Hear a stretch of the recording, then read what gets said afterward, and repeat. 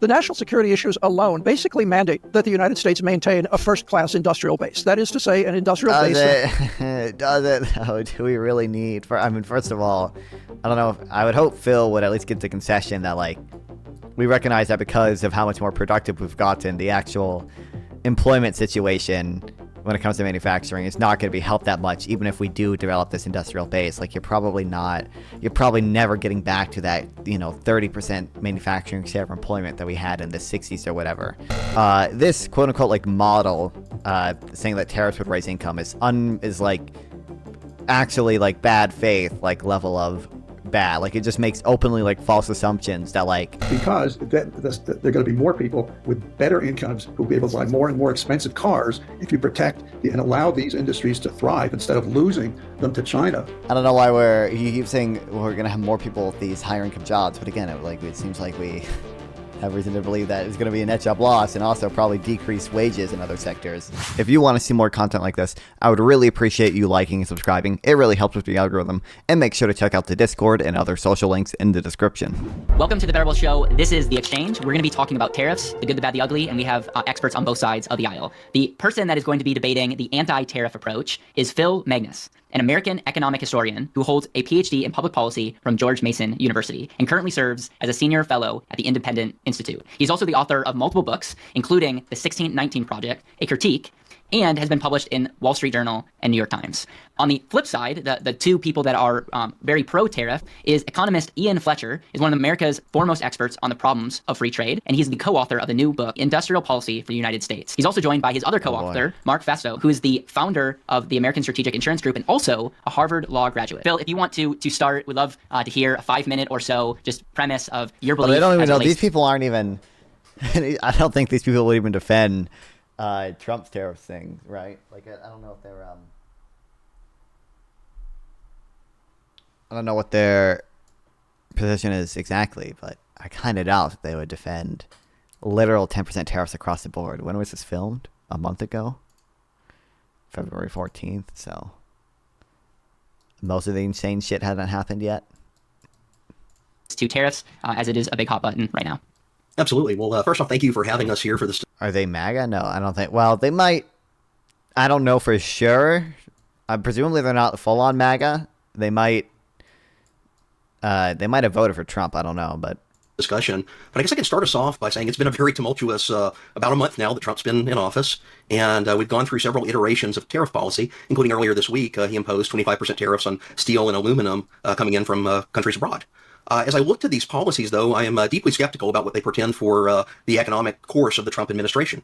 And I say so because Trump himself does not seem to know entirely what he wants to get from tariffs. True. Tariffs are essentially a tax. They're written into the Constitution as a tax mechanism, but they actually serve a couple of different purposes. And in the course of just 3 weeks, Trump has tried out all three of those major purposes multiple times, often in contradictory ways. The first is protectionism, an attempt to bolster up domestic industry against its foreign competitors. And Trump does seem to believe that protectionism is desirable. International trade, lawyers should be able to talk about trade, true. No one should be allowed to talk about industrial policy. Very true, very true. You should have a license.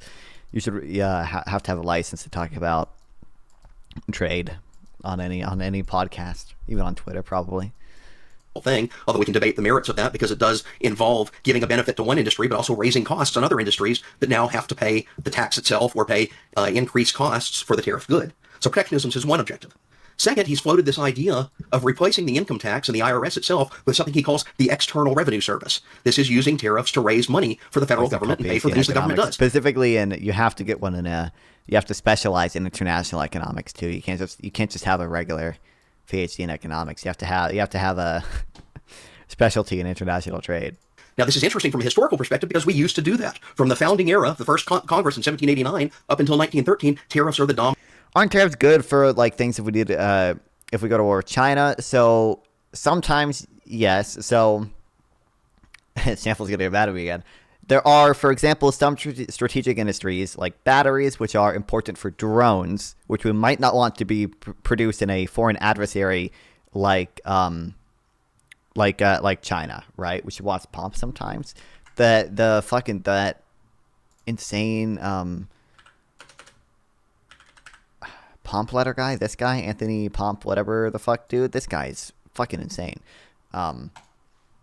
or he's not like that insane.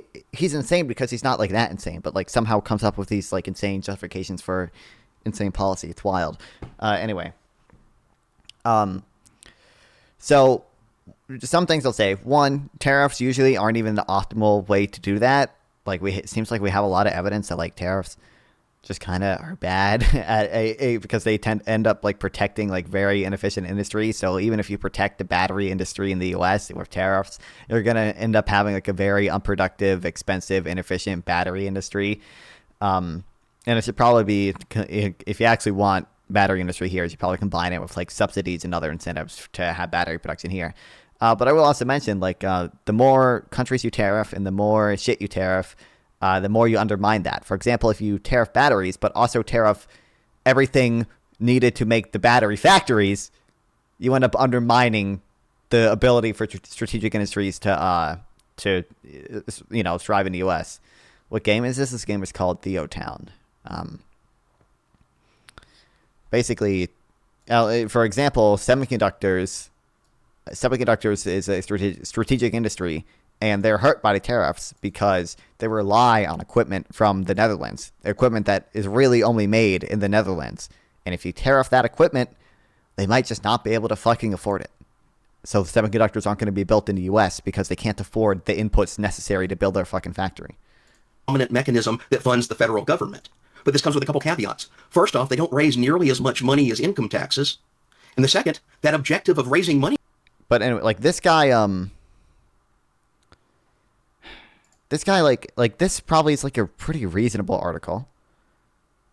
Like this guy's actually looking at data and things like this. Like this seems reasonable, mostly. But then this guy also has tweets and he's like, tariffs are going to lead to deflation and a balanced budget and the best U.S. economy. It's like, dog, like how are you like this insane? Like literally, this guy somewhere, I could probably find it, has a tweet saying tariffs are both going to lead to prices coming down and a balanced budget, which is fucking absurd because tariffs increase prices. And even if they did decrease prices, deflation makes it harder to pay off debt. Deflation increases the real value, increases the real interest rate, increases the value of money, and therefore makes it harder to pay off your debt, which is denominated nominally. Your debt is in nominal dollars. Yeah. Off of tariffs is in tension with, in fact, it's at odds with the objective like of only tariffing China instead of all countries would be not retarded. I still think tariffs are bad on China. They still are going to have pretty negative effects. There might, again, I'll grant that there like are some national security things like batteries that we might tariff from China. But again, I don't even think tariffs are like the optimal way to do that. And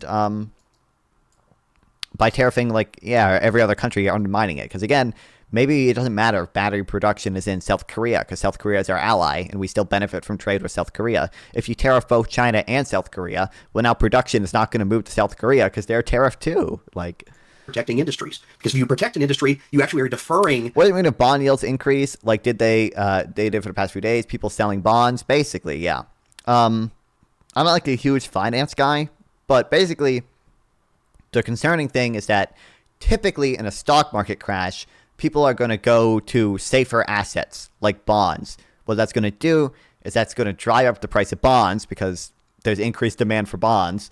And that makes their yield go down because the bonds pay out like a fixed interest rate. So if the price of bonds go up, basically the profit on them that you can earn on them goes down. What's concerning is that the stock market is crashing and at the same time bonds are falling because it seems like people are kind of just dumping their dollars. They don't want to be invested in the U.S. anymore. They want to go to Japan because the U.S. or they want to go to Japan. They want to go to emerging Asian markets. They want to go to Europe because the U.S. is being run by a fucking madman. That's the concerning thing. So if I bought bonds, I would have made money. Kinda. So again, bonds like pay out the fixed interest rate. So like if the yield goes up, if you already own the bond, that doesn't like necessarily affect. I mean, you can sell the bond for more now, but like doesn't actually change the interest on the bond that you receive. Purchases of imports to the domestic seller of the same good. On the other hand, if you want to raise revenue from taxes, you actually need those imports to cross the border so you can slap a tax on them and get some intake to the government. So we have this great tension coming out. If Trump tweets on one day he wants protection and the next day he wants revenue, I'd say to him, pick which one of the two you want, because you can't have both. And then the third thing he does is he says tariffs are a negotiating bluff, a tool to try to get other countries to come on board with objectives that he wants. And he's floated things, everything from enforcement of drug traffic, crossing the borders, the fentanyl crisis, to he wants other countries to pay more of their defense share and joint allied operations and things like NATO. And he's saying that we're going to threaten tariffs, essentially, to bring that about. But again, the negotiating bluff is at odds with those other two goals, because the whole point of the bluff is you use it as a tool to get the other country to do something, and then you withdraw from that tool and end up actually not getting tariffs. And that's what he attempted to do a couple weeks ago when he threatened Canada and Mexico with 25% across the board tariffs as a negotiating bluff. And then he says he got a deal. It's actually acquiescence to commitments that both of those countries had made in the previous year to the Biden administration and had made previously to Trump in his first term. But nonetheless, he used this argument of the bluff. So my point to this is, Mr. President, you need to pick one of the three things as your main policy objective, and then we can actually discuss the pros and cons, the trade-offs between them. Now, I'd say there's also an added harm in here, and that is the chaos factor. Every time Trump changes between one of these three objectives for tariffs, the stock market crashes, cryptocurrency goes crazy, supply chains and orders for goods that are dependent on raw materials, for example, that are crossing border, get paused or disrupted until that particular tariff is actually resolved. Yep. And every time again, we have empirical evidence that uncertainty is bad for business. I mean, logically, it makes sense. No one should really be disputing that uncertainty is bad, but like, we have empirical studies around it. Does this, it breeds further uncertainty in the markets. Well, uncertainty is not good for long-term economic growth. Now, we actually did get a tariff put in place earlier this week. It's not even good. It's not good for us. It's probably worse short-term than it is for long-term, really. But this was the steel and aluminum tariff. And he said he ostensibly was doing this to target China's aggressive movements in these two markets. And China is a major producer of steel and aluminum. These are seen as geopolitical economic events. But actually, if you look at the current trade volume of the United States, where are we in China? I mean, there is probably uncertainty in China, but it's not necessarily, it's not self-induced uncertainty. Importing steel and aluminum from, it's not China. China, in fact, is number 10 on the list of steel importers into the United States, behind such places as the Netherlands. Most of our steel actually comes from Canada and Mexico. So the incurred cost of this tariff is actually on two friendly neighbors, not this adversary across the seas. So again, I'd ask President Trump, what are the objectives here in picking a trade war with two friendly countries that seem to be economically integrated into the U.S. economy, including under a trade agreement that Trump himself negotiated in his first term as president? Why are we disrupting that? We already see some of the repercussions, because when you do put tariffs on goods from abroad, that actually instigates other countries to retaliate against the United States itself, to target our exports to the rest of the world. So this raises the second question here. If tariffs are disrupting markets internally with increased costs and uncertainty and potential supply chain pauses and disruptions, what are they also doing abroad? If other countries retaliate against us and target our exports, then this original stated goal... This fucking tower is not worth it. I didn't realize how expensive it was. There's no reason to take out a loan to build this fucking shit anyway. ...of rebalancing trade in America's favor actually goes out the window, because foreign countries are targeting U.S. goods with their own retaliatory tariffs. This, in turn, hurts our own export market. That's essentially where I would summarize. And again, there are other reasons that tariffs hurt exports as well, like exchange rate appreciation, and you just change the relative profitability of industries. So the current state of affairs. So I guess we can turn it over and go and before we turn it over to Ian, I cannot wait to hear just your State of the Union kind of deal on this. The big talking point when it comes to tariffs is that you're passing on the tax to the consumer. And it makes things more expensive and inflation increases. Is that, I know I'm oversimplifying that, but is that, would you agree with that mentality of like tariffs? Trump is saying that tariffs are going to raise money for the government. Too much pollution. What is even polluting over here? And potentially floating the fact that we don't have to pay income tax, which gets the base excited. Right. But at the end of the day, would you say from an economic standpoint, it increases expenses it's like a tax, and technically it's a tax on the people that potentially could afford it the least? Is that a tariff at its base is a tax. That means somebody has to pay it. And economists refer to this as tax incidence. Who incurs the burden of it? And it's not always the directly taxed firm, because if you're a seller and you have the ability to do so, you pass it on through cost to other sellers down the line, who eventually pass it on to consumers. So that's basically correct. Ian, I'm going to hand it over to you, and we went 8 minutes on this end, and so feel free to State of the Union, and then Mark, if you have things after Ian is done. What if they increase taxes and people buy less? Will the company consume it? I'm confused what you're saying. What if they increase taxes on who? Will people buy less? Will the company... A follow-up question as well. So take 5 minutes and I'll take prices. Okay. Ian, it's all you. Hi, my name is Ian Fletcher, and I'm a member of the advisory board of an organization called the Coalition for a Prosperous America, which is a nationwide... No, shut the God. Wait, hold on.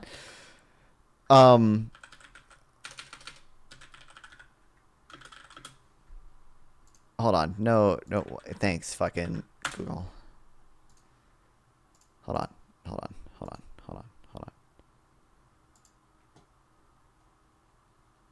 If oh, sorry, I thought it said Jerry Ferry. If Jeff Ferry, is Jeff Ferry on this thing? Okay, no. I wonder what this guy has written. Maybe this organization has some good stuff.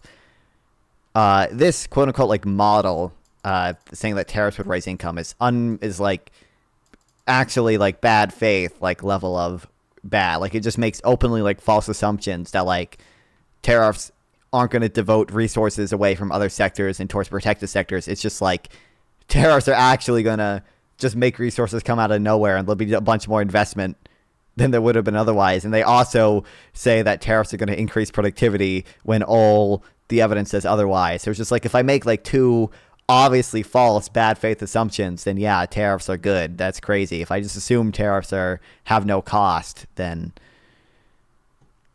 they have no cost. But this organization is insane. I wonder. Tariff Group, and you can find us at prosperousamerica.org. I'm also the author of this book, which came out originally in 2010, Free Trade Doesn't Work. True. And so I think I can fairly claim just a little bit of prescience as to what's happened in the last 13 years, because I did predict that free trade wouldn't last. And it was Nonfon would be supported a welfare state at least 5 times a day. I don't think I have yet. I need to. What's up, Econo Boy? going to blow up into a giant set of controversies. Now, in terms of what Phil said, I want to begin by saying that the three-way trilemma you announced, that is, you can't have tariffs for revenue and protection and political leverage. I'm afraid tariffs have been used for all three simultaneously for as far back as the records go, which is about 500 years. You are correct that sometimes these purposes can run into contradiction. Yes, they can. That's true of a lot of foreign policy issues. But the idea that you have to pick... Nonfon is a capitalist? I am, in fact, a capitalist. Like, believe it or not. One, it may make a good soundbite. It's not true. Now, second point I'd like to make is, I mentioned economic history.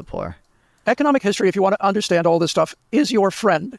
Because theoretical economics, which you mostly get spooned out in economics departments and the people who quote them, like the editorial page of the Wall Street Journal, they're going to tell you free trade, free trade, free trade. According to their model of the world, free trade was the best thing. It was good for us even if we didn't think it was. It was going to lead to balanced trade. It was going to lead to prosperity. It was going to... I don't know. I mean, some models, I guess, would imply, I think, do typically imply balanced trade, but there's plenty of Econ 101 reasons why trade deficits aren't bad and things. 500 years of tariff, let's go. All these wonderful things which it hasn't done. So, if you want to understand the real economics of this, turn to economic history. Particularly, you can look at America's own history, because we were a tariff-protected country right from when we... Oh, no. This is the exact wrong person to bring it up to. The Phil guy has actually done, like, actual research on this. Like, I'm pretty sure he has a paper. I think I have two papers on it saved. He is the author of one of them. It's either the Did Tariffs Make Manufacturing Great? It's either... It might be this paper? No, it's not this paper. Somewhere else there's another one that he is actually an author of about tariffs in like the 1860s and whether or not they actually started out as an agricultural... His conclusion is no, by the way, believe it or not. I think it's probably in... Banana Republic, and eventually became the greatest economic power the world had ever seen. Now, the next thing I want to tell everyone is you have to understand that tariffs are not an ideology. It's not like tariffs are either good or bad, and if you're in favor of tariffs, you're in favor of all tariffs everywhere, of whatever amount, whatever industry, whatever country, or the opposite. Tariffs are a policy tool. So Phil is absolutely right that some people, possibly including the president, would like to think that tariffs on their own can accomplish all sorts of desirable objectives that in fact they can't do. And that is absolutely true, and neither I nor my co-author would deny it, and it's not what we said in the book that we just finished writing. Tariffs are one policy tool out of about 2 or 3 dozen policy tools that form the larger constellation of what we call industrial policy, which means policies based on the idea it matters what industries a country has, and the economics of one industry, from an analytical point of view, can be different from the economics of another industry. So, in terms of Phil's point that tariffs on their own will not bring about balanced trade, That's pretty much what we say in the book. We say tariffs are a legitimate tool, but if you really want to balance America's trade, you need to bring down the overvalued dollar, because if you have a tariff of 15% and then the dollar is overvalued by the best estimate we recently made was 16%, well, then your dollar overvaluation more than 16. I feel like there's no way it's 16%. Maybe I should. There's probably other papers that I can look at to try to see it, but I don't know. Like, I'm not convinced that I'm still looking for my other shit. I'm not convinced that the dollar is really that overvalued just because of its reserve currency status. Like, if you look at I don't know. Like, if you look at the actual this orange bar here is like the reserve assets that other countries are holding, so they can, like, peg their exchange rates or whatever. And it just doesn't seem like that big of a deal. We're just like a much better place to invest in generally. That's probably a bigger reason for the trade deficit than the overvalued dollar. then cancels out your tariff. So if you bring the dollar down, you'll bring your imports down. And then the bonus of dealing with the dollar rather than tariffs is it also makes your exports go up because it makes your exports more competitive internationally. So if tariffs can't do that, what are they good for? Fuck, it's not these. I don't know, but these are 3 other studies that show, yeah, the tariffs in the 1800s were not responsible for American growth or in that sector. And I think one of them actually says it was just because we started using capital goods a lot more efficiently, and we actually would have had higher growth without the tariffs because we would have been able to import more capital goods if we didn't have the tariffs in place. Well, what tariffs have that currency and other measures don't is tariffs are industry specific. For example, one of the last things Biden did on his way out was to preemptively impose a prohibitive 100% tariff on imports of Chinese electric cars. Now, we think that was a good thing. Why? Because electric cars are the future. So if America does not have an electric car industry of its own, it's not going to have a car industry at all. And if you don't have a car industry at all, not only do you have the employment issues and the suppliers and the bankruptcies and the communities that are destroyed, you also have a gigantic national security problem because you won't have the industrial base for building the mechanized equipment that you need to win wars.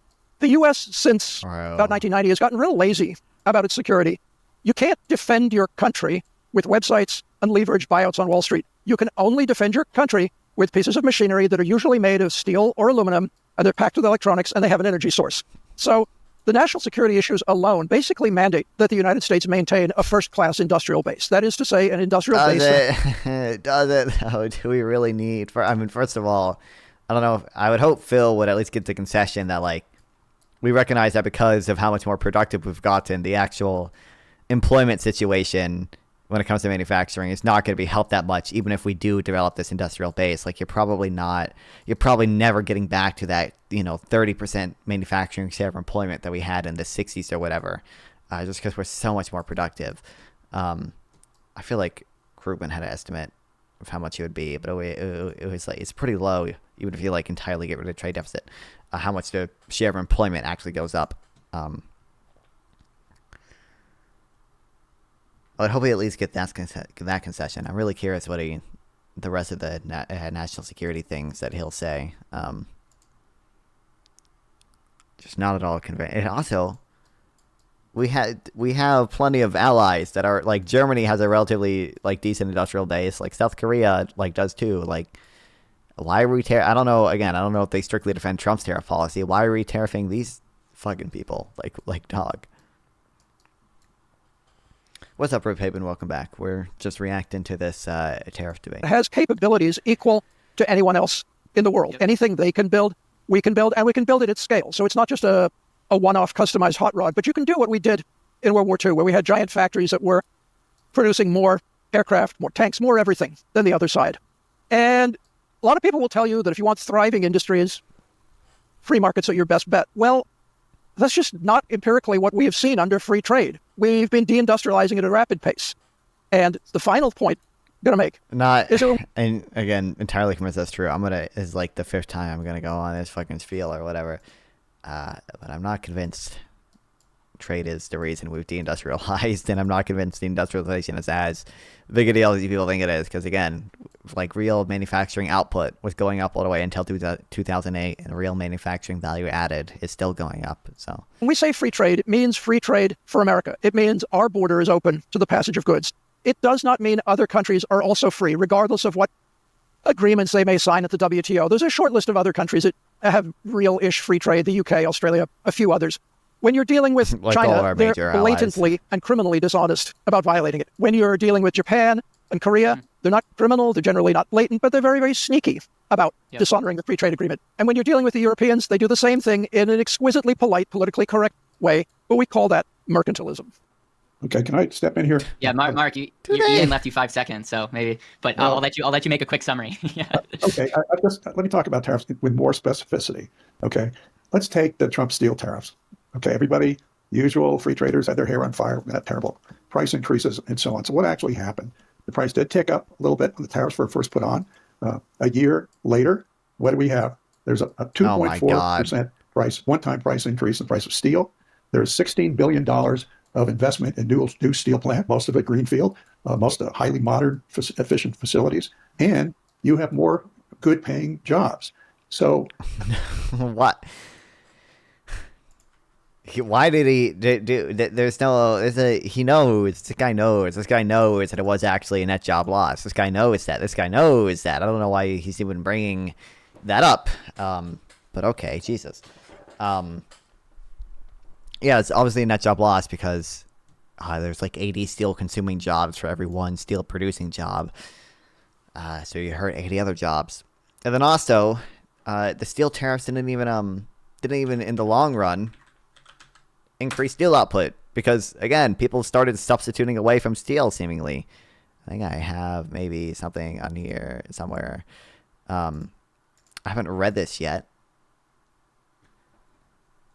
but like steel tariffs I think increased in the short term, but then people started like substituting away from steel. Like if you look at steel production, this is the steel tariffs, you can see like a short term spike, but then like I don't know, some of that decline and stuff is going to be due to COVID, but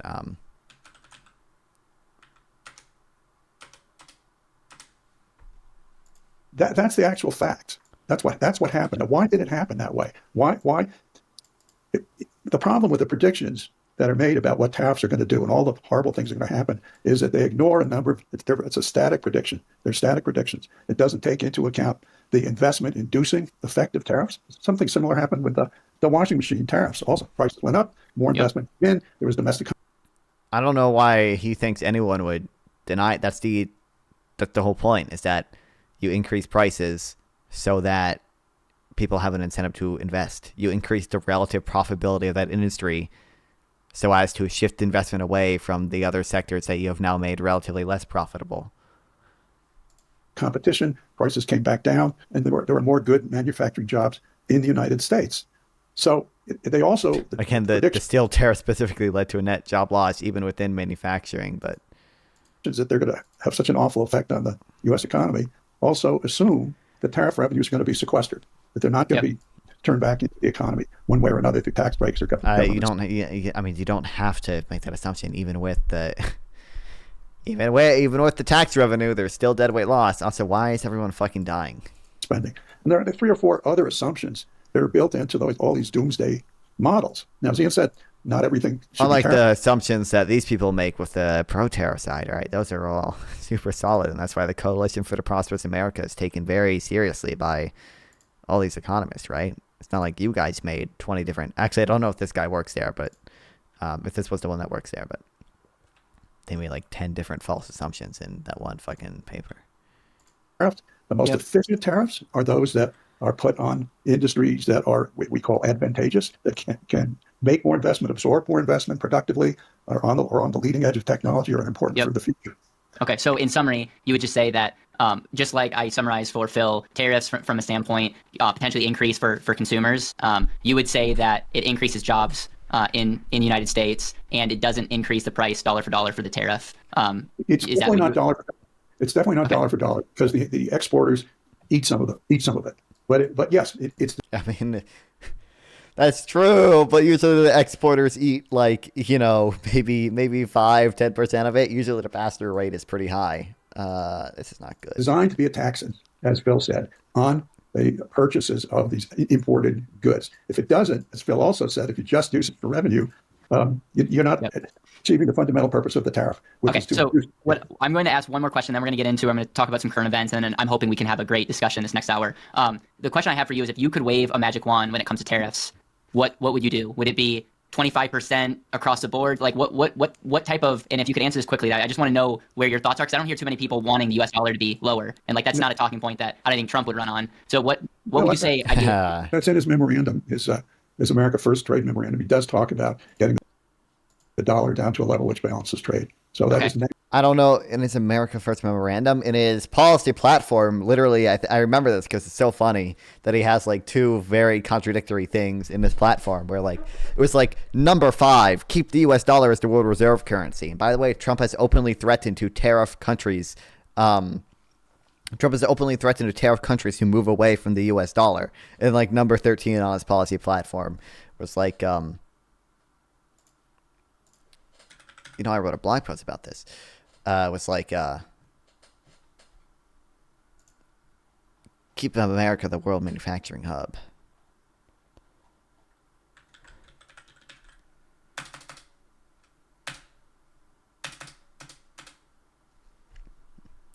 Mr. Trump's 5th core promise to stop outsourcing and his 13th core promise to keep the U.S. dollar as the world reserve currency. Yeah. But to answer your question, the most efficient Trump tariffs literally said he wanted a weaker dollar. I don't know if Trump himself openly says that he wants a weaker dollar. Some of his advisors have said that.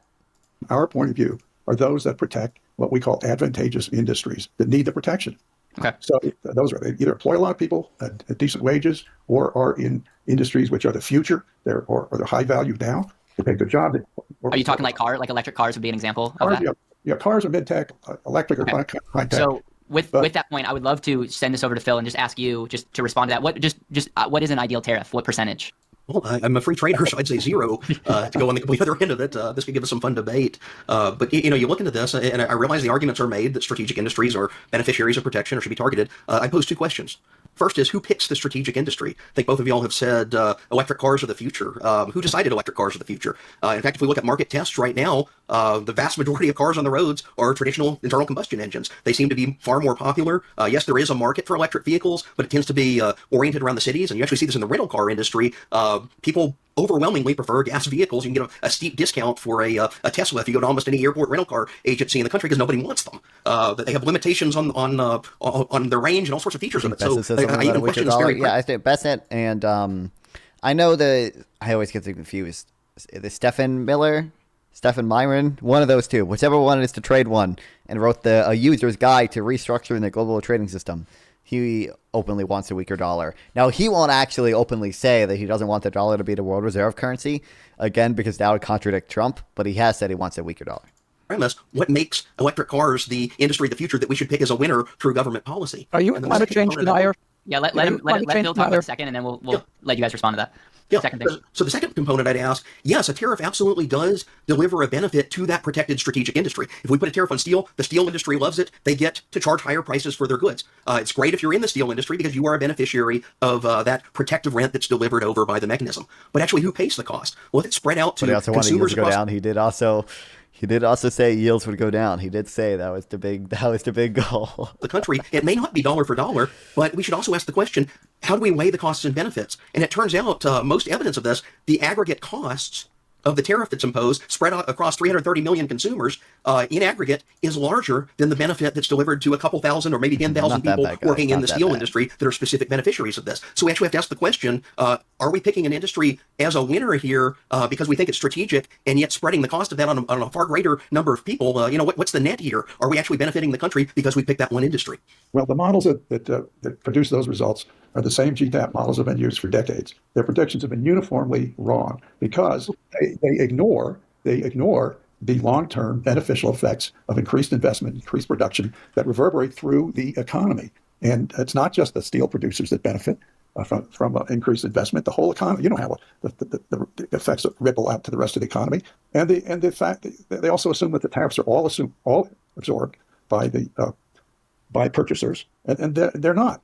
So, and the other part of your thing is, okay, if we don't pick what industries we consider advantageous and strategic, we're letting the Chinese decide for us, because they will subsidize whatever they think industries they want to dominate. To the point, if we don't protect ourselves from them, in the long term, we're a colony. Game. And they're doing all the high-tech, expensive, high-value stuff because they subsidize the hell out of it. Your argument assumes that that a free market is the way everybody operates, and all these choices are made by a free market. But if you look at a list of the most important innovations of the 20th century, they're all funded initially by the government, not often supporting it in a particular company, but supporting a portfolio of different approaches to a problem or a technology that's recognized as having great potential benefit, and which has turned out. Everything in the iPhone, every technology in the iPhone was funded initially by the U.S. government.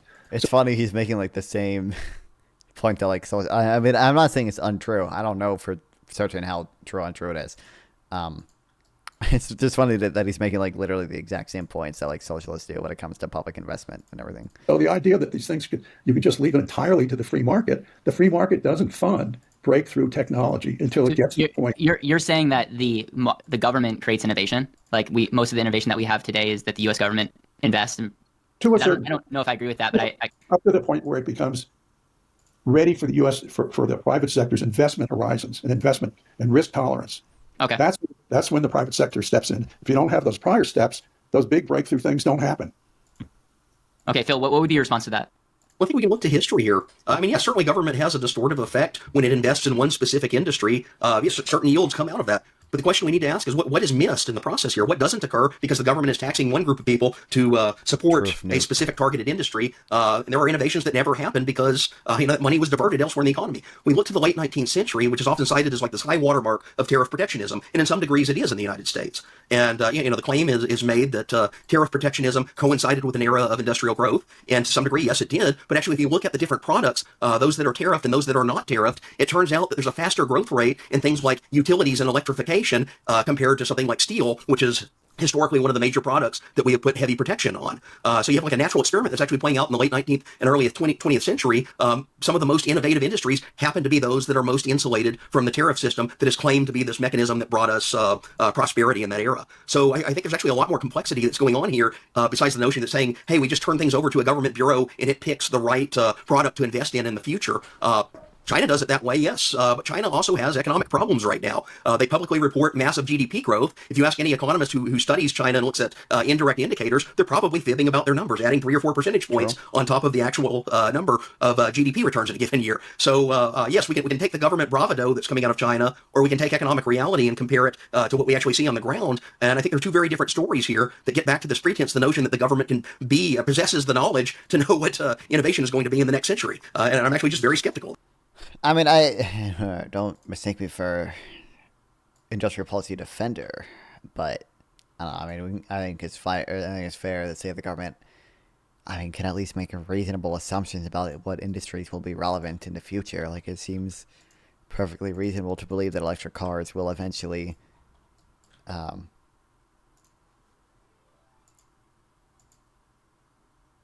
can get a missile silent anyway.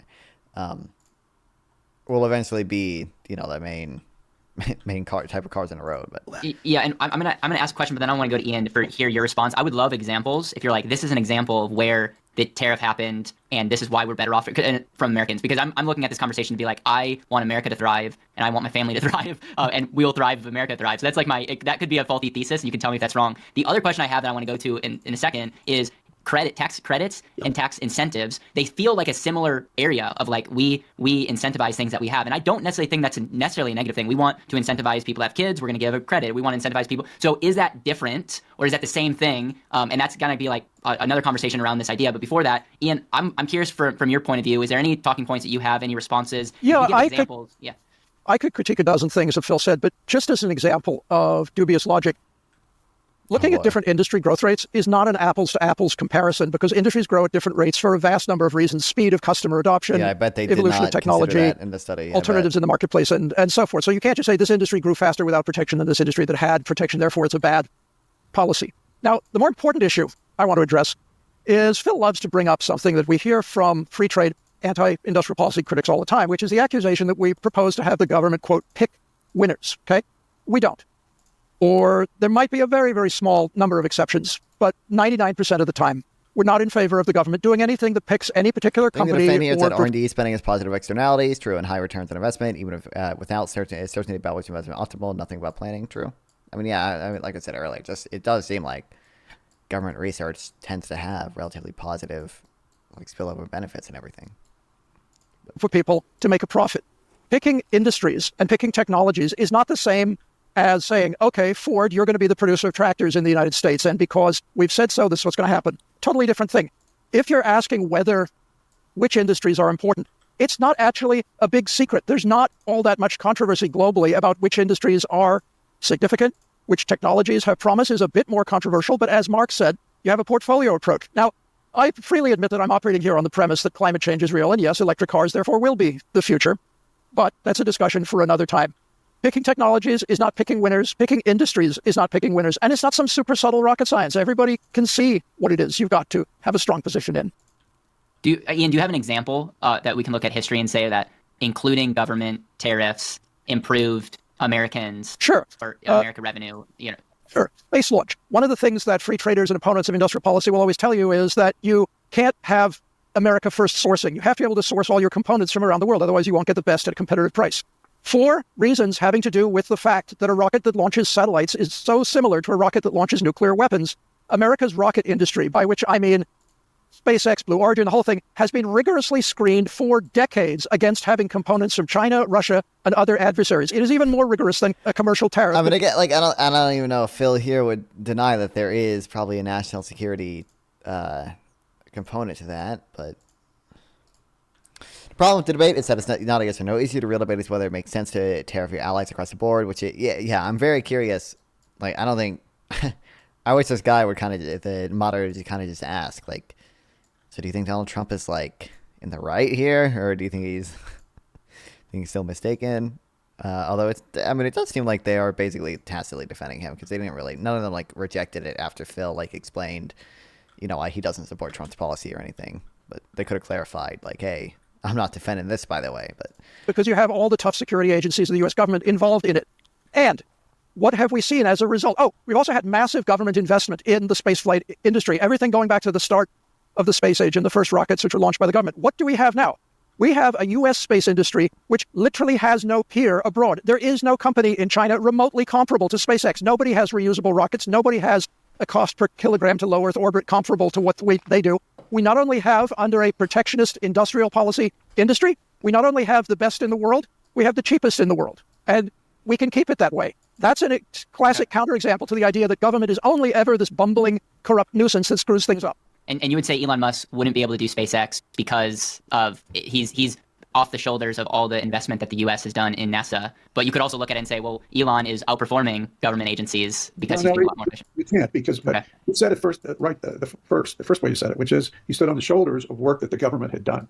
And that's an example of what I talked about earlier. Government needs to invest and do the initial research and development of the technology to the point where the private sector risk tolerance and investment and how long they can wait for investment to pay off. When it enters that world, that's when government should no longer be in it. And that's okay, Phil, I'm gonna hand it over to you to address that, and then I'm gonna then ask about the 25% aluminum tariff and your guys' thoughts on that. So, but Phil, your response. Well, I think so. You cite something like the space industry, and I'd point out 2 factors of it. First off, it's not representative of the typical sector of the economy in which tariffs are applied.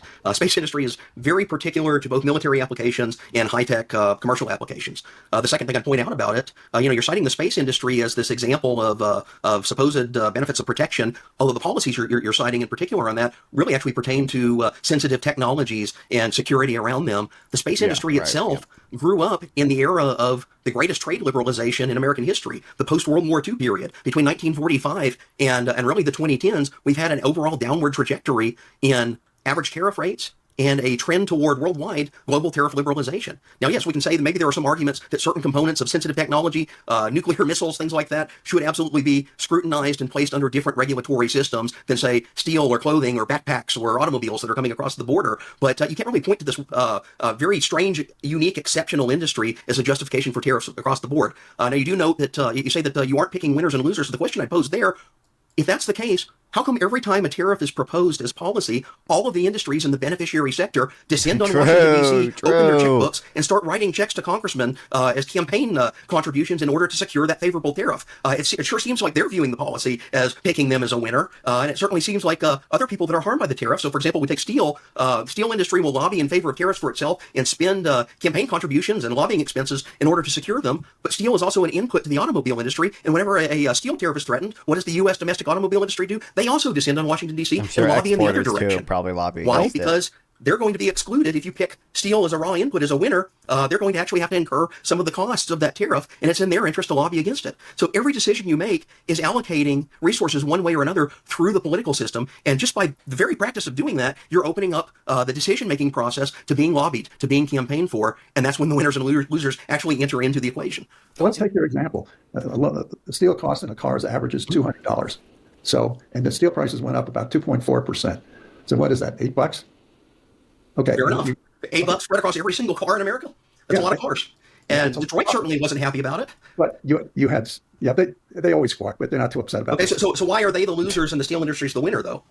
Because there are going to be more people with better incomes who will be able to buy more and more expensive cars if you protect and allow these industries to thrive instead of losing them to China, where people... Steel industry employs a couple, maybe 10, 15,000 people. 300 million people have cars. This is an example. I don't know. It like it's a net job loss. I don't know why. I don't know why you keep saying we're going to have more people with these higher income jobs, but again, it seems like we have reason to believe that it's going to be a net job loss and also probably decrease wages in other sectors. I mean, I could see, because wages are sticky. I mean, like maybe it doesn't decrease wages it's so much in other sectors as it decreases like wage growth in other sectors, but still, like you're probably not going to. Seems like overall in aggregate, scary word, guys. Aggregate, you're gonna have less people making higher incomes. Like, what's the trade-off here? The trade-off is that you're producing long-term investment and long-term growth, which reverberates through the whole economy. A tariff on steel is not a whole industrial. So why not invest that in cars in Detroit? Why not invest that in the manufacturers that use steel as an input? Well, they should be tariffed. The downstream products that use steel should also be tariffed, so that the U.S. manufacturers that use steel as an input aren't disadvantaged. Wait, what are we not going to tariff in this? Imports that are made from cheaper steel abroad. So that was a failure of the initial Trump tariffs, but they did fix that. They did move the tariffs down the chain of users. So tariffs on everything until you hit where? The consumer? No, tariffs on every industry that is being threatened that you want to sustain or rebuild or create. Which is tariff on every industry that is threatened. Which, by the way, this guy, what industry are you going to say that isn't threatened by China? Although I guess that also you want to protect, but this guy seems to want to protect a lot of industries. Again, decided by politicians. Politicians make. We're back to the same point. But if we don't decide which industries, China will decide. You keep assuming there's a background here. Your comments are made all against the background, which assumes there are no... How much steel do we import from China right now? It's a negligible amount compared to our major trading partners. It has been basically since China entered the WTO in 2001. You go all the way back to 2001, China is never at the top of the major steel exporter to the United States list. It's always Canada, Mexico, Brazil. They've been transshipping their steel. Once we cut it up, made it harder to import. Oh my God. They transshipped, including now on a large scale, Mexico. You literally, by the way, just said like, if you go all the way back like decades, like they're still not in the top 10 or whatever. Like I kind of doubt they were transshipping steel back then, but okay. Agreement, even after the new treaty was negotiated, that set quotas for the steel coming in from China through Mexico. Mexico's completely disregarded that agreement and is putting steel mill factories, for example, steel pipe factories out of business. You just can't assume. You seem to be assuming that we're functioning almost. I'm looking at the data here, and last year the United States sent more steel to Mexico than Mexico sent to the United States. They actually had a steel deficit versus where we were. So Ian, I want to get you in here, and we're talking about steel. Trump just imposed a 25% tariff on all steel and aluminum imports into the United States with no exceptions. That's my understanding. Number one, do you support that? Do you think and then can you add a little color commentary on your thesis on this? Because yeah, I'm hearing both sides, and I understand that it sounds like it's going to make things more expensive by 25% of anything that uses steel and aluminum, and it sounds like that potentially could pass on to the consumer. So I want to understand your I'm very curious what they keep saying. Oh, the exporter eats some of the cost.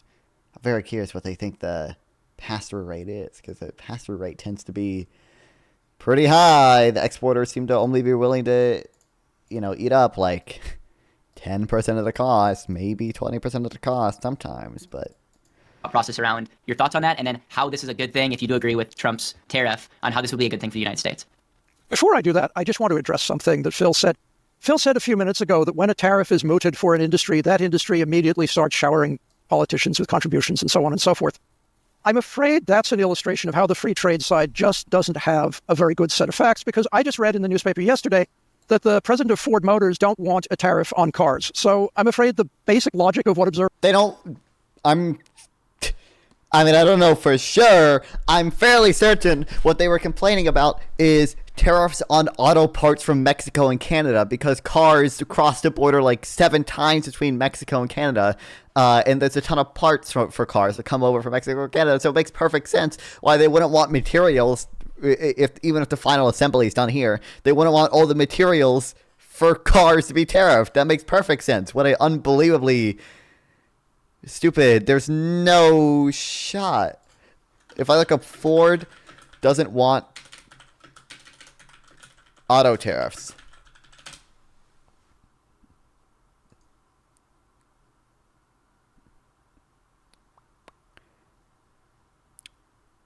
Ford will survive tariffs uncertainty. This is just him saying he thinks Ford will survive the tariff. That's not, doesn't really mean. Clearly, he thinks they're not good for him. I don't know. I could probably. Urges Trump to not cherry pick tariffs as auto industry faces multi-billion-dollar threat. But it makes perfect sense why they wouldn't want their intermediate goods to be tariffed. Probably happens just isn't what your theory predicts. Now, moving on to the steel tariffs, the United States has to face the fact that steel is in a glut globally, both because of the mercantilism and industrial policies of foreign countries like China. They overproduced. We cut them off our market. They dumped into other countries' markets. They then start dumping into our market. And the guiding principle for both steel and aluminum was it's estimated that for this very capital-intensive industry, you need to be running the plants at 80% of output or above for their long-term viability, because you have to make enough money to be able to afford to maintain things, to be able to afford to keep up the skills of your workforce, to be able to afford to move forward. I don't even think this got to. Oops. Not this. Capacity. You can look at capacity utilization after the tariffs. I mean, it increased for a little while, and then it seems like it kind of leveled off. And also, it's just going back to what it was in 2014. With incremental innovations in the technology and so forth. So that's what Trump did in his first term. And the steel and aluminum tariffs were... As noted about, the Trump administration itself admitted the industry's capacity utilization goal remained unmet when Trump decided to extend its Section 232 tariffs to downstream derivative products, blaming its failed objective on the utterly foreseeable increase in derivative imports, which, unlike their American competition, weren't forced to consume affected steel.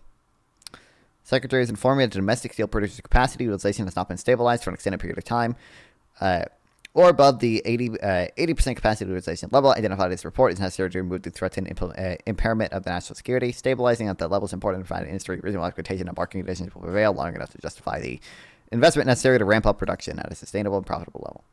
Which, to be fair, I think they did say that we should also tariff the derivative products and everything. But as Mark previously said, studied in great detail, and what we got was a significant increase in investment in U.S. production and jobs in return for a very small one-time raise in the price. Now, you need to have strong domestic competition if you want to keep prices under control. I absolutely agree with you that imposing a tariff and then failing to do your antitrust work at home would be a disaster. But if you have an external tariff and fierce internal competition, that's why the U.S. didn't stagnate behind tariff walls in the 19th century. Now, returning to the steel example, since the problem was at least partially solved in Trump's first term, events and patterns have shifted, so now we're back to the same problem. And that's why Trump is talking about bringing back a steel and aluminum tariff. We have to have these industries. The national security argument alone, as far as I'm concerned, for these industries settles it. Ian, so in summary, you're almost saying that it would be problematic to the security of the United States if we did not have steel or aluminum. If we got that, we would be at the mercy of potentially other countries that could turn it off if we went to war. So am I tracking with the logic that you're saying? Am I articulating? Okay.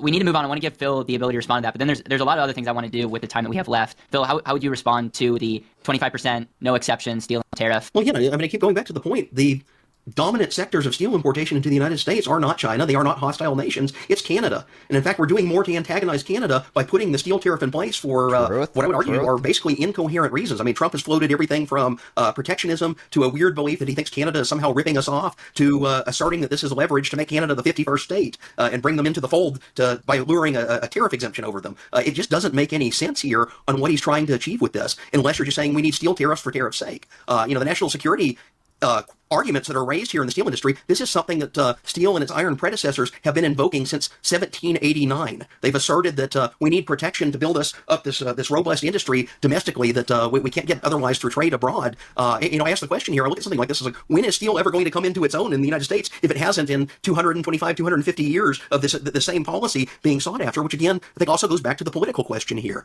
The very term lobbyist itself, do we know where this comes from? It's 1824, when Henry Clay proposed one of the earliest American protective tariffs. I think he actually has an article about this on for the Cato Institute, which is actually probably where I remember this from.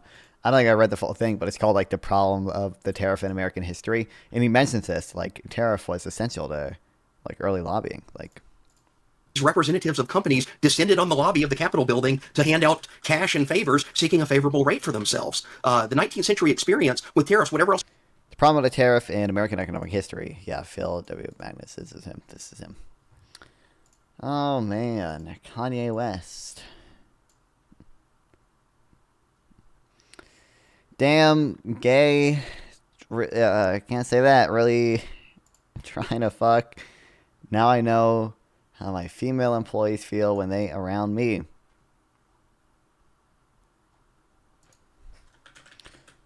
What is your opinion of Donald Trump's recent tariffs?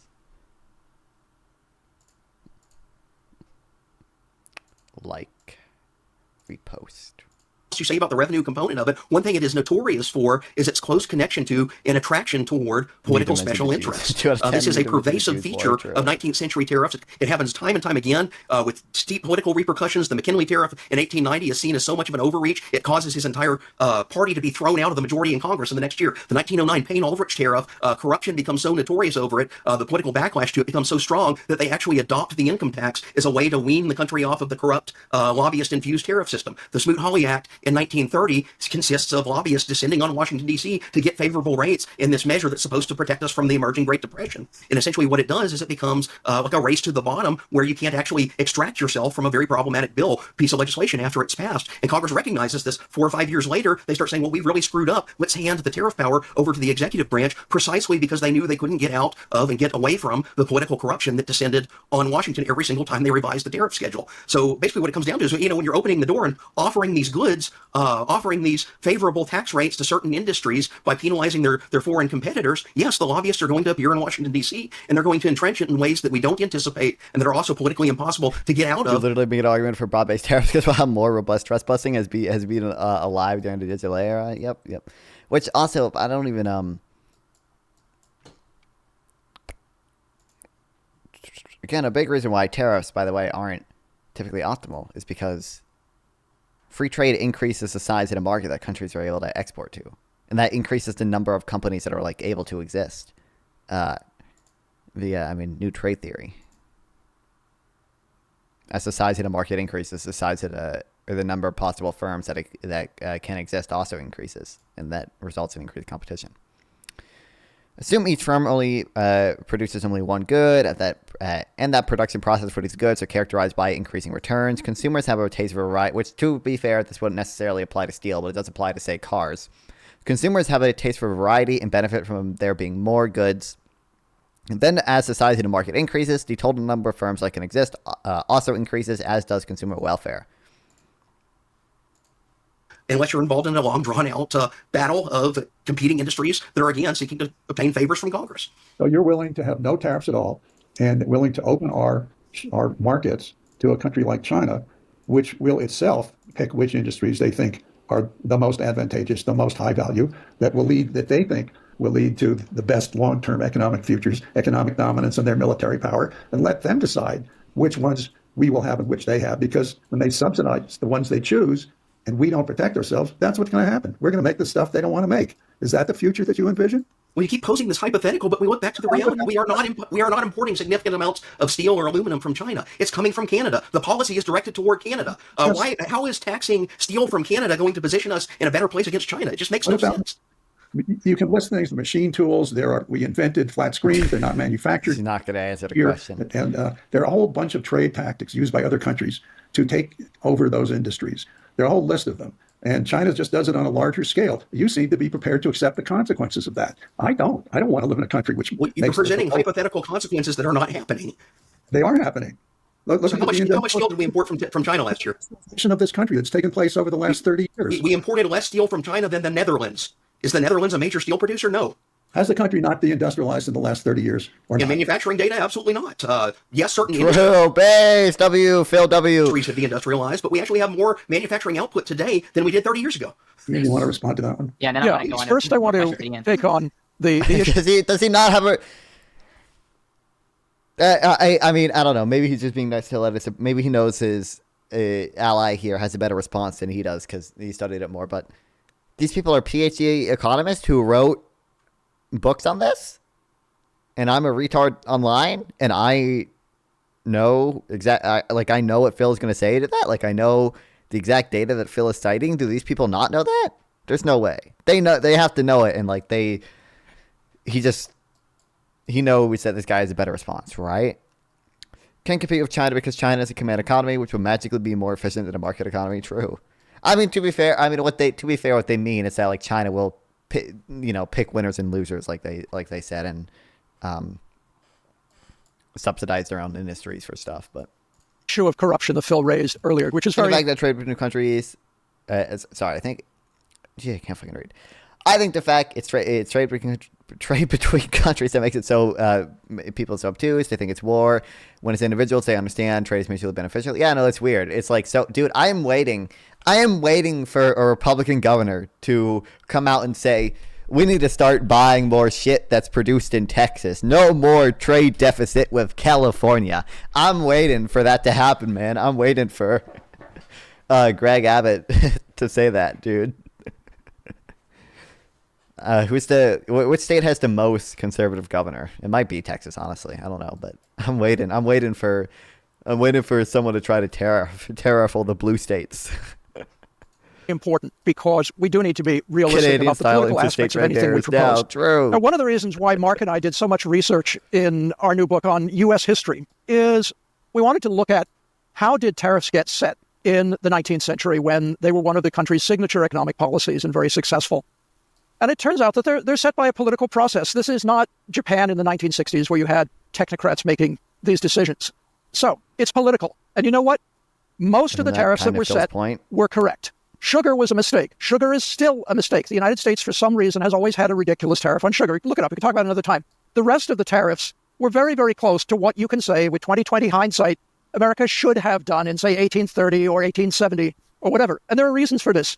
The first thing is outright scum-sucking corruption ticked off too many people for special interest to get away with it on an excessive scale, because you do activate consuming interests whenever you propose a tariff. So you come in and lobby for a tariff on iron ore, the iron producers will lobby you to keep the tariff down. If you get a tariff on apples, the producers of apple pie will tell you, no, we're going to lobby that to have it down. As a result, the corruption, although it certainly did exist in America in those days, was notorious. So, I mean, he's not wrong, but there is such a thing as rational ignorance, right? So, for example, and this is literally what happens with U.S. sugar, is that because the benefits are so concentrated in a few sugar producers, but the pain that it tariffs is felt by it's so diffuse, right? Like every U.S. consumer ends up paying like a little bit more on an individual level for sugar every year. I think it's on average like they pay like $30 for sugar extra every year. And the time and effort that it would take to educate yourself on the issue and then try to change the issue when you as an individual have so little power to do it, you'd have to like organize and stuff. It's actually rational for you to be ignorant. It's called rational ignorance. It's actually rational for people to not lobby against this stuff sometimes, right? Like that's the issue with a lot of concentrated benefits and sort of diffuse detriments, right? Variously corrupt in a lot of domains of policy with nothing to do with trade. America's trade policy was not hopelessly bent out of shape by corruption. I've given you one reason. The other reason is that the kind of industries that America used to apply the most serious tariffs on were the rising manufacturing Why is no one moving in here? It's only next to the landfill and all the industrial plants. industries of the day. And the U.S. had a lot of those because we had the world's most advanced consumer market. We had the highest percentage middle-class population, which was pulling our economy into the advanced manufacturing industries of the day, which was exactly what we should have been doing. So will there be corruption if you allow a tariff today? Sure. But there are good reasons to believe there are definitely that other industries that use a ton of sugar. Yeah, but I mean, again, I was just citing that as an example of rational ignorance. There is rational ignorance on behalf of the consumer there. There might even be rational ignorance on behalf of other industries that use sugar. But part of the issue too is that a lot of companies don't use sugar; they use high fructose corn syrup because we also subsidize corn. So part of it is companies don't want to use sugar because they like to subsidize high fructose corn syrup. I think that's part of the issue too, or sugar. But it will be kept in check by opposition to tariffs. And as I said before, it's not a secret which industries are important. We know that producing cars is a strategically important industry and producing T-shirts is not. Okay? This is not a very difficult does he know what Donald Trump thinks about that? decision to make. The politics is difficult, complicated, and there's a million complexities in implementation. But in terms of what an advanced economy looks like, that's pretty much a matter of agreement from Tokyo to Topeka. All right, we're gonna move on. I think we could talk about this all day long. I appreciate your both perspective here. Here's my initial thoughts, and I'm gonna ask you this, Phil, first. Is I see Trump as kind of a mob boss from the standpoint of like he's like threatening Canada with tariffs, Mexico with tariffs. I don't think he was actually planning on. I think he used it as a negotiation tool, which seems like it would backfire majorly if it didn't work. But to date, it seems like Trump has kind of gotten his way as it relates to negotiating. So what would you tell the people that are like, hey, Trump has imposed I think, which to be fair, he announced his 90-day pause to negotiate with other countries or whatever. But this was filmed, February 14th. So, have things changed already, man. Tariff threats, and he seems to be getting people to close up the border, fentanyl, like all these things. What are your thoughts around that? Do you think it's a Trump? He's bluffing and it's working right now until it doesn't, or do you think it's just a bad? We're making enemies with our neighbors to the north and the south. So Trump is definitely using it at certain times as a negotiating tool, but I don't think he's as good of a negotiator as he thinks he is. We can take the case of the first tariff. Which also, by the way, apparently people don't. I was informed that apparently this has happened before, so I can't use as harsh language or whatever. But Donald Trump and Peter Navarro both said VATs are trade barriers, which is not true. If they go into negotiations with the mindset that VATs are actually trade barriers, they could actually not believe that and just are using it as an excuse to tariff these countries. Then that negotiation is probably not going to go super well because a lot of these countries rightly are going to be hesitant to remove their VAT or reduce their VAT, which they rely on for revenue. And again, it's a trade neutral revenue generating mechanism, tax. That he threatened against Canada. Trade neutral way to raise over fentanyl enforcement. Look at the DEA's website. How much fentanyl came into the United States from Canada in the last year? It was less than a suitcase. It's like 0.2% of all fentanyl coming into the United States across the northern border. And that's a very large border. It's actually not a crisis. Second, what did he get in return for this? He says, okay, we're going to demand enforcement from Canada. Justin Trudeau, who supposedly paid to him, read the terms of what Justin Trudeau offered in return. It's the exact same plan that Trudeau agreed to with Biden on December 17th, 2024, and posted all over the Canadian government's website. Trump declared that's a victory. I look at it and I say, this is political rhetoric. But in the meantime, what's he done? He's soured relationships between two allied nations. Weirdly, he's thrown a bone to the Trudeau government, which was teetering at the brink of collapse and is probably going to get thrown out in the next election up there. But at the same time, Trump is just pursuing kind of like this reckless course for very little gains in return. Then he turns around a week later and says, oh, by the way, we're no longer using it as a negotiating tool. I have tariffs for a different reason, a protective reason, because we're worried about steel from China, but you, Canada, you're actually our biggest steel importer into the United States. Therefore, we're going to put a tariff on steel. Canada's probably looking at this and asking the question, like, what is this guy up to? Because he's contradicting himself in his stated goals, his stated negotiating tactics, and the stated policies that he's actually carrying through on. That just brings chaos, uncertainty, and bad will and animosity between two countries that should be peaceful and have historically been trading partners on a very reliable basis. Mark, what would be your response? And then I also want to get to your guys' thoughts around tax breaks and all. You say that this is an area of agreement with Phil. Hey. That and the corruption of the sugar industry. I agree completely on that as well. Yeah. All right. Hey, that's amazing. Advocate nothing like that in our book. We're not talking about those uses of just using them as weapons. No, in politics, nothing's off the table. Okay, but that's not our focus. We're trying to, do what's good for the U.S. economy long term. Yep. Not broadly, but broadly based prosperity and a great future 10 years from now, not ending up as a colony. Okay, so let me ask this next question.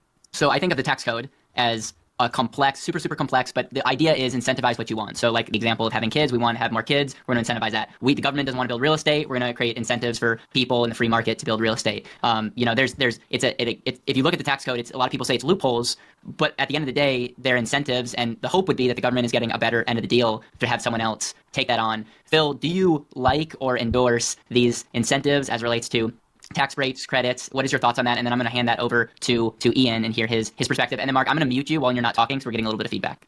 Yeah. So my general philosophy of taxes is that the tax system itself should be low, not economically burdensome and onerous, transparent, easy to identify, easy to enforce, and generally operate in such a way that is not extractive of a toll on the economy. And yet also provide enough revenue to fulfill the basic functions of the government. I think we're all in agreement on that.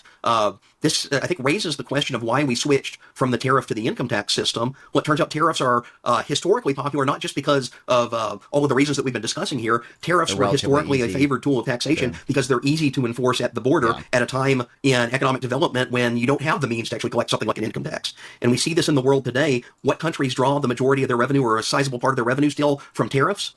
It's mostly extremely underdeveloped economies, a lot of them in Africa, or it's places like Venezuela that are basically economic basket cases, still use tariffs as a major source of tax revenue because it's the one point that they can actually successfully enforce. Now, you move into an advanced economy, something like the income tax becomes a much more practical tool to actually implement because you have means to enforce it by deducting straight out of the payroll, by having employers participate as part of that deduction process by having a uniform system that everyone knows April 15th they file their tax returns. So it's not only just a question of what the level should be, it's about the complexity, it's about the transparency of the system. And I think one of the things, even though I'm in favor of income tax cuts, I'm generally skeptical of the income tax as a huge redistributive system. One thing the other guy did the above the Frey Act. That it actually does seem to function well at doing is raising revenue at a pretty robust level in a way that everyone understands exactly what they're paying, when, and where. Yeah, so you would not be in favor of taking out the 16th Amendment and if not having income tax. You're in favor of having some type of income tax. My caveat there is I would not be in favor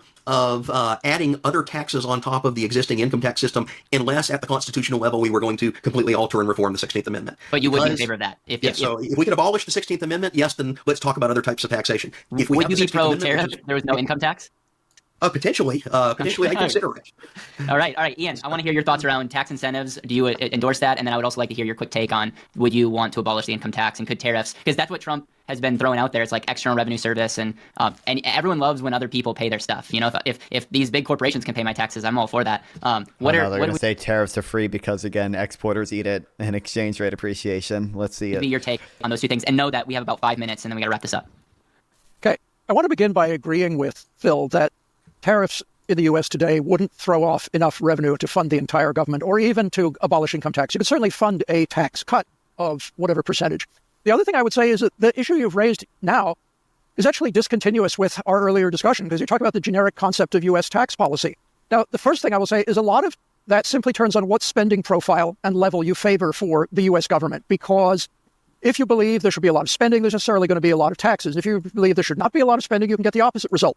The problem with that eternally is that the government's major spending items are war, pensions, medicine, and debt. And all four of those, there are very serious reasons why it's very hard to cut our defense budget in the face of a building second Cold War, cut the We're not medical budget. considered Okay, well, terrorists good under luck any unscrambling the circumstance, U.S. literally medical just doing system. VAT Which instead. True. I know. This is I need to find. I'll make a Notion page about like the revenue estimates at tariffs versus VATs, because I think unironically, considering the reduction in output that you're going to get with tariffs, with Trump's tariffs and everything, I think unironically, like a 10% VAT would probably raise more money than these tariffs. So, in what world is a 10% tariff better than a 10% VAT? And if these fucking retards think that a VAT is a trade barrier, like this is the truly reciprocal thing, right? Like we're being more reciprocal by doing a VAT than like these other fucking bullshit things. I guess if you think Donald Trump's numbers are real, then you might not think it's actually actually whatever. But why can't I swear I was able to use. Do I need to use like the bigger power lines? How do I build this shit in water? has defeated the efforts of some of the smartest people in the country. Pension, Social Security. You're going to cut Social Security. Really? I dare you. And then debt. So the U.S. has already incurred this debt, and you have to pay the interest rate you agreed to. Otherwise, you collapse your financial markets. So this idea that you could cut spending to the point where you could just finance it like it's 1832 and you do everything with tariffs, no, that's just not... Which, yeah, by the way, when tariffs were a major revenue generator in the U.S., government spending was like 3% of GDP. Government spending is like 26% of GDP today on the federal level, so... Mathematically there. Yep. In terms of the issue of... Did you want to say something, You're Mark? talking about using tax breaks. Yeah, I would love to hear, Mark, your thoughts on using tax breaks. Well, you know, there are some differences between direct government spending, say for research or pilot projects, or paying for the manufacturing extension program for small businesses, and using tax breaks. In some cases, you can do one or the other. They both work. There are cases where tax breaks don't work because there's no revenue to take it against, for example. And there are cases where you need to be more specific in terms of what you want, in terms of portfolio investments, still not picking a company. So, but basically they have similar, my buddy not Randy's exact, going to similar effects. If you're willing to acknowledge there's a role for one, there's also a role for the other. Yeah, and you're not in favor of abolishing income tax. You don't think that'd be a great idea, Mark? Well, I'm not a tax guy, but I think that's a pipe dream. That's really, and I tend to agree with that. I don't necessarily, I'm not banking on this happening. I can dream about it. Last question for you all is predictions. We're just getting started with Trump's second term. What is your prediction? Phil, we'll go with you first. What is your prediction of what we will see over these next 4 years with the economy, with taxes in general, tariffs? What's your prediction? Yeah. So start with the good, and I'll say something in favor of Trump. He does seem to be taking... Who is Randy? Is Randy a streamer or anything? Or is Randy just a random guy? A more conscientious approach in this term than he did in his last on reining in government waste. So the other side of the revenue equation, and this is thing like the Doge. Now, we can debate the tactics that they're using, but at least there's some attention to this problem that's being paid. On the other hand, he seems to be entering the term using tariffs much more aggressively and right out the gate. This is something that in his previous term, they actually had a more prolonged debate. It wasn't until 2018 that we got our first really aggressive major tariff policy under Trump. And that worries me because I think he's already caused... this guy? I don't want to debate this guy in tariffs. Isn't this guy... I'm pretty sure this guy rated me once. Isn't this guy literally a fucking groiper? Dude, this guy's going to be pro-tariffs because he thinks it's bad to buy shit from Jews. There's not going to be any interesting economic discussion with this guy, I don't think. I'm fairly certain this dude is a fucking groiper. I don't know.